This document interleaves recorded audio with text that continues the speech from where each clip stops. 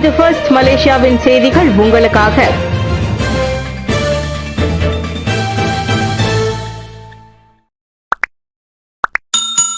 தெலங்கானாவில் ஒதுங்கிய பேய் கப்பலில் ஆபத்தான ரசாயனம் இல்லை, கடல்துறை அறிவிப்பு. தெலங்கானாவின் சாமங்காக் எண்ணெய் துரப்பண மேடைக்கு அருகே ஒதுங்கிய பேய் கப்பல் மீதான பரிசோதனையில் அதில் ஆபத்தான ரசாயனங்களோ அல்லது மனித உடல்களோ எதுவும் கண்டறியப்படவில்லை என கெமவான் கடல்சார் மண்டல இயக்குநர் அப்துல் ஹலீம் ஹம்சா தெரிவித்தார். ஆபத்தான ரசாயன பொருட்கள் தொடர்பான சிறப்பு படையான ஹஸ்மத்தை சேர்ந்த 17 பேரும் கடல்சார் துறை அதிகாரிகளும் 53.7 மீட்டர் நீளமும் 10 மீட்டர் அகலமும் கொண்ட அக்கப்பலில் 1 மணி நேரம் சோதனை நடத்தினர். உயர் தொழில்நுட்ப வாயு கண்டறிதல் கருவிகளை பயன்படுத்தி சோதனையிட்டதில் முதலில் இருந்த துர்நாற்றம் உண்மையில் குளிர்சாதன பெட்டியில் இருந்து மூலப்பொருட்களிலிருந்து வந்தது என அவர்கள் கண்டுபிடித்தனர். 293 டன் எடையிலான அக்கப்பல் ஆகஸ்ட் 7ஆம் தேதி ஜொகூர் கடற்கரைக்கு அருகே தீப்பற்றிய எண்ணெய் கப்பல் என நம்பப்படுகிறது. அச்சம்பவத்தில் ஒருவர் உயிரிழந்தும் 4 காயமடைந்ததும் இருந்தனர். எனினும் உண்மையிலேயே அந்த கப்பல் தானா என்பது இன்னமும் விசாரணையில் உள்ளதாக ஹலீம் சொன்னார். அலாஸ்காவில் சந்தித்து பேசிய ட்ரம்ப் புதின் முக்கிய முடிவில்லாமல் முடிந்தது. இருபெரும் உலக தலைவர்களான அமெரிக்க அதிபர் டொனால்டு ட்ரம்ப் மற்றும் ரஷ்ய அதிபர் விளாடிமிர் புதின் நீண்ட இடைவெளிக்கு பிறகு நேரில் சந்தித்து பேசியுள்ளனர். அலாஸ்காவில் உள்ள அமெரிக்க இராணுவ தளத்தில் அந்த 3 மணி நேர உச்சநிலை சந்திப்பு நடைபெற்றது. அச்சந்திப்பு மிகவும் பயனுள்ள மற்றும் பரஸ்பர மரியாதை மிக்கதாக இருந்ததாக பின்னர் நடைபெற்ற கூட்டு செய்தியாளர் கூட்டத்தில் சந்திப்பில் இருவரும் கூறிக்கொண்டனர். ஆனால் யுக்ரைன் போருக்கு முற்றுப்புள்ளி வைக்கும் எந்த இறுதி உடன்பாட்டும் எட்டப்படவில்லை. அது குறித்து பேசிய ட்ரம்ப் ஒப்பந்தம் எட்டப்படும் வரை ஒப்பந்தம் எதுவும் இல்லை, அதாவது ரஷ்யா இறங்கி வர வேண்டும் என்பதை சூசகமாக வலியுறுத்தினார். புதினோ ரஷ்யா உண்மையிலேயே சமாதானமாக விரும்புகிறது, ஆனால் மாஸ்கோவுக்கு நியாயமான கவலைகள் உள்ளன என்றார் அவர். முக்கிய அம்சங்களில் சில ஒத்துப்போனாலும் சில தீர்க்கப்படாத விஷயங்கள் இன்னும் இருக்கின்றன என்பதை அவர் சுட்டிக்காட்டினார். எது எப்படி இருப்பினும் இச்சந்திப்பு சமாதானத்திற்கு வழிவகுக்கும் என இருவரும் நம்பிக்கை தெரிவித்தனர். என்றாலும் உக்ரைன் விவகாரத்திற்கு ஒரு தீர்க்கமான தீர்வு எட்டப்படாமலேயே இச்சந்திப்பு நிறைவு பெற்றது ஏமாற்றத்தை ஏற்படுத்தியுள்ளது. பராமரிப்பு பணிக்காக KLIA ஏரோ ட்ரெயின் ஆகஸ்ட் 18 முதல் 2 வாரங்களுக்கு மூடல். கணினி செயல்திறனை மேலும் மேம்படுத்தும் நோக்கில் ஆகஸ்ட் 18 தொடங்கி 2 வாரங்களுக்கு KLIA ஏரோ ட்ரெயின் இரவு நேர பராமரிப்பு பணிகளுக்கு உட்படுத்தப்பட உள்ளது. பயணிகளின் பாதிப்பை குறைக்கும் வகையில் உச்ச நேரங்களில் அல்லாமல் நள்ளிரவு தொடங்கி அதிகாலை 5 மணி வரை அப்பணிகள் மேற்கொள்ளப்படும் என மலேசிய ஏர்போர்ட்ஸ் தெரிவித்துள்ளது. இந்த காலகட்டத்தில் ஏரோ ட்ரெயின் சேவைகள் தற்காலிகமாக கிடைக்காது. என்றாலும் பிரதானமான முனைய கட்டிடத்திற்கும் செயற்கோள் காட்டும் வழித்தடத்திற்கும் இடையில் தடையற்ற இணைப்பை உறுதி செய்ய விமான பேருந்துகள் இயக்கப்படும். பயணிகளும் விமான நிலைய அறிவிப்பு பலகைகளை பார்த்தோ அல்லது அதிகாரிகளிடம் கேட்டோ மேல் தகவல்களை பெற்றுக்கொள்ளலாம். முழுமையான செயல்பாடு, பாதுகாப்பு மற்றும் நீண்டகால நம்பகத்தன்மையை உறுதி செய்வதற்கு இந்த திட்டமிடப்பட்ட பராமரிப்பு பணிகள் அவசியம் என மலேசிய ஏர்போர்ட்ஸ் கூறியது. செயல்பட தொடங்கியதிலிருந்து ஏரோ ட்ரெயின் 2 மில்லியனுக்கும் அதிகமான பயணிகளை ஏற்றி சென்றுள்ளது. 18,800 பயணிகளையும் அது நிறைவு செய்துள்ளது. 18,800 பயணங்களையும் அது நிறைவு செய்துள்ளது. மலாக்காவில் வருங்கால மனைவியுடன் சுற்றுலா தங்கும் விடுதியின் 27வது மாடியிலிருந்து தவறி விழுந்து இளைஞர் மரணம். மலாக்கா ஷா பண்டாரில் நிச்சயதார்த்தம் முடிந்து திருமணத்திற்காக காத்திருந்த 24 வயது வாலிபர் அடுக்குமாடி குடியிருப்பின் 27வது மாடியிலிருந்து தவறி விழுந்து உயிரிழந்தார். வியாழக்கிழமை அதிகாலை 2:30 மணிக்கு அச்சம்பவம் நிகழ்ந்தது. சம்பவம் நடப்பதற்கு சில மணி நேரங்களுக்கு முன்புதான் அவ்வாடவரும் அவர் மணமுடிக்கவிருந்த 21 வயது பெண்ணும் அங்குள்ள தங்கும் விடுதிக்குள் செக்இன் செய்தது போலீசின் தொடக்கக்கட்ட விசாரணையில் தெரிய வந்துள்ளது. 8வது மாடியில் வாடகைக்கு தங்கியிருந்தவர்களில் ஒருவர் 7வது மாடியில் உள்ள நீச்சல் குளத்தில் ஒரு பெரிய இடி சத்தம் கேட்டு அதிர்ச்சியடைந்தார். சத்தம் வந்த திசையை எட்டி பார்த்தபோது நீச்சல் குளத்தில் மனித உடல் போன்ற ஒரு பொருள் இருப்பதை கண்டு அவர் போலீசுக்கு தகவல் கொடுத்தார். சம்பவ இடம் விரைந்த போலீசார் நீச்சல் குளத்தில் இடது கை துண்டான நிலையில் ஓர் ஆடவரின் சடலம் மிதப்பதை கண்டனர். தீயணைப்பு மீட்புத்துறை வரவழைக்கப்பட்டு சடலம் நீச்சல் குளத்திலிருந்து வெளியில் எடுக்கப்பட்டு சவ பரிசோதனைக்காக மலாக்கா மருத்துவமனைக்கு அனுப்பப்பட்டது. சம்பவத்திற்கு முன்பாக யாரோ அறை கதவை தட்டுவதாக வருங்கால மனைவியிடம் கூற அவ்விளைஞர் பால்கனிக்கு சென்று கீழ் மாடிக்கு இறங்க முயன்றுள்ளார். எனினும் துரதிருஷ்டவசமாக கால் வழுக்கி 7வது மாடியில் உள்ள நீச்சல் குளத்தில் விழுந்தது தெரிய வந்துள்ளது. அவர் விழும்போது அங்கு வேறு யாராவது நடமாட்டமும் இல்லை என்பது சிசிடிவி கேமரா பதிவில் உறுதி செய்யப்பட்டுள்ளது. எனவே அச்சம்பவம் திடீர் மரணமாக வகைப்படுத்தப்பட்டுள்ளது. டுரியன் துங்காலில் தொலைக்காட்சி பார்க்க அனுமதி மறுப்பு. வளர்ப்பு தாயிடம் கோபித்துக் கொண்டு வீட்டை விட்டு ஓடிய 10 வயது சிறுமி.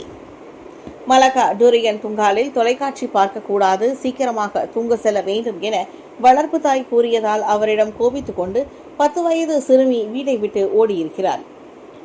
மறுநாள் காலை பள்ளிக்கு செல்ல சீக்கிரமாக எழ வேண்டும் என்பதாலேயே தாய் அவ்வாறு கூறினாலும் அச்சிறுமி கோபத்தில் இரவு நேரத்தில் சொல்லிக்கொள்ளாமல் வீட்டை விட்டு வெளியேறியுள்ளார். இந்நிலையில் இரவு 11 மணியளவில் தாமான் பிலிங்பிங் சித்தியாவில் சாலையோரம் தனியாக நின்று கொண்டிருந்த அச்சிறுமி அவ்வழியாக சென்ற ஒரு தம்பதியின் கண்ணில் பட அவர்கள் டுரியன் துங்கால் போலீஸ் நிலையம் அழைத்து சென்று சிறுமியை பாதுகாப்பாக விட்டனர். பின்னர் சுமார் 1 மணி நேரத்தில் வளர்ப்பு தாய் வந்து அச்சிறுமியை கூட்டி சென்றார். முன்னதாக வெள்ளை நிற உடை அணிந்து தனியாக நடந்து சென்ற குழந்தை ஒருவர் காப்பாற்றப்பட்டார் என்ற செய்தி வாட்ஸ்அப்பில் பரவியது. அந்த குழந்தையின் குடும்பத்தினர் போலீஸ் நிலையத்திற்கு வருமாறு போலீசை கேட்டுக்கொண்டனர். கெபாலா பத்தாஸ் பேரணி தொடர்பில் அம்னோ இளைஞரணி தலைவர் அக்மால் போலீசில் வாக்குமூலம். வியாழக்கிழமை அன்று பினாங்கு கெபாலா பத்தாஸில் தாம் நடத்திய பேரணி தொடர்பில் அம்னோ இளைஞர் பிரிவு தலைவர் டாக்டர் அக்மல் சாலே போலீசில் வாக்குமூலம் அளித்துள்ளார். நேற்றிரவு 11 மணிக்கு வாக்கில் டாங்வாங்கி போலீஸ் நிலையம் சென்ற அக்மால் இன்று அதிகாலை 1:25 மணி வரைக்கும் வாக்குமூலம் அளித்தார். மலாக்கா மெர்லிமாவ் சட்டமன்ற உறுப்பினருமான அக்மாலிடம் சுமார் 80 கேள்விகள் கேட்கப்பட்டதாகவும் போலீசுக்கு அவர் முழு ஒத்துழைப்பு வழங்கியதாகவும் அக்மாலின் வழக்கறிஞர் கூறினார். தேச நிந்தனை சட்டம், குற்றவியல் சட்டம், தொடர்பு மற்றும் பல்லூடக சட்டம் ஆகியவற்றின் கீழ் அவர் விசாரிக்கப்படுகிறார். அக்மாலுக்கு ஆதரவு தெரிவிக்கும் வகையில் அம்னோ இளைஞர் பிரிவினர் போலீஸ் நிலையத்தில் முன் கூடியிருந்தனர். முன்னதாக வெறுப்புணர்வை தூண்டி பொது அமைதியை கெடுக்கும் வகையில் அக்மால் பேசியிருந்த ஃபேஸ்புக் வீடியோ தொடர்பில் அவர் விசாரிக்கப்படுவார் என போலீஸ் கூறியிருந்தது. பினாங்கில் ஆகஸ்ட் 12ஆம் தேதி செய்யப்பட்ட 2 போலீஸ் புகார்கள் தொடர்பில் அந்த விசாரணை தொடங்கியது. பினாங்கில் சீன முதியவர் ஒருவர் தேசிய கொடியை தலைகீழாக பறக்கவிட்ட சம்பவம் தொடர்பில் தனது பரிவாரங்களோடு கெபாலா பத்தாஸுக்கே சென்று அக்மால் போராட்டம் நடத்தியதும் குறிப்பிடத்தக்கது. சிறப்பு ராணுவ பட்டாளத்திற்கு குப்பை தளவாடங்களை வாங்கி குவிக்காதீர், மாமன்னர் எச்சரிக்கை. ஜிஜிகே எனப்படும் சிறப்பு ராணுவ பட்டாளத்திற்கான தளவாட கொள்முதலில் அரசாங்கம் தரத்திற்கே முன்னுரிமை வழங்க வேண்டும். மாறாக முகவர்களின் பரிந்துரைகளை கண்மூடித்தனமாக நம்பி செயல்படக்கூடாது என மாமன்னர் சுல்தான் இப்ராஹிம் கட்டளையிட்டுள்ளார். ராணுவ தளவாடங்களை வாங்குவ போது அரசாங்கத்திற்கு மேலதிக கவனம் தேவை. சந்தை விலைக்கு ஏற்பவும் பயனர்களின் தேவையும் கருதியே அவை கொள்முதல் செய்யப்பட வேண்டும். முகவர்கள் பரிந்துரைத்தாலும் நல்ல பரிசீலனைக்கு பிறகே அவற்றை வாங்க வேண்டும். தேவையில்லாத அல்லது அநியாய விலையில் தளவாடங்களை வாங்கி குவிப்பது நட்டத்தில்தான் போய் முடியும். எனவே அவற்றை வாங்கி அரசாங்க பணத்தையும் நேரத்தையும் வீணடிக்காதீர்கள் என மாமன்னர் அறிவுறுத்தினார். ஜோஹர் மெர்சிங்கில் ஜிஜிகே ராணுவ பட்டாளத்தின் 60ஆம் நிறைவாண்டை ஒட்டிய அணிவகுப்பு நிகழ்வில் ஆற்றிய அரச உரையில் சுல்தான் இப்ராஹிம் அவ்வாறு கூறினார். எம்ஐபிபி மற்றும் உரிமை கட்சி இரண்டும் பெரிக்கத்தானின் தளவாடங்கள். கட்சிக்கு மட்டுமே, மற்றபடி பயனில்லை. பிரகாஷ் சம்புநாதன் சாடல். பெரிக்கத்தான் நேஷனல் எதிர்க்கட்சி கூட்டணியில் எம்ஐபிபி மற்றும் உரிமை கட்சிகள் வெறும் காட்சிக்கு வைக்கப்பட்ட அரசியல் தளவாடங்களே. அவற்றால் வேறு எந்த பயனும் இல்லை என கோத்தகெமனி சட்டமன்ற உறுப்பினர் பிரகாஷ் சம்புநாதன் கடுமையாக சாடியுள்ளார். தேர்தல் காலங்களில் பல்லின கூட்டணியாக தங்களை காட்டிக்கொள்வதற்கு மட்டுமே அவை இரண்டும் பெரிக்கத்தானுக்கு பயன்படுகின்றன. தேர்தல் முடிந்ததும் மீண்டும் கண்காட்சி அறைக்கு அவை திரும்பிவிடும். நடப்பவற்றை பார்த்தால் அப்படித்தான் சொல்ல தோணுகிறது என்றார் அவர். புகித் அமான் குற்றப்புலனாய்வு துறையின் இயக்குநராக டத்தோ எம் குமார் நியமிக்கப்பட்டதை பெர்சத் கட்சியின் தலைவர் ஒருவர் இனவாதமாக பேசுகிறார். அதனை மலேசியர்களுக்கான மலேசியா என்ற சித்தாந்தத்துடன் தொடர்பு படுத்துகிறார். டாக்டர் குமாரின் சேவைக்கும் அர்ப்பணிப்புக்கும் தகுதி அடிப்படையில் கிடைத்த அங்கீகாரத்தை கொச்சைப்படுத்துகிறார். ஆனால் அக்கூட்டணியில் உள்ள MIPP, உரிமை போன்ற இந்தியர் சார்ந்த கட்சிகள் அதனை கண்டித்து ஒரு வார்த்தை பேசவில்லை. இந்த நிமிடம் வரை அவை மௌனம் காப்பதிலிருந்தே எந்த அளவுக்கு அவை சமுதாயத்திற்கு குரல் கொடுக்கின்றன என்ற லட்சணமும் வெளிப்படுகிறது. அவர்களின் அமைதி ராஜதந்திரம் அல்ல, மாறாக கோழைத்தனம் என்று அவர் தெரிவித்தார்.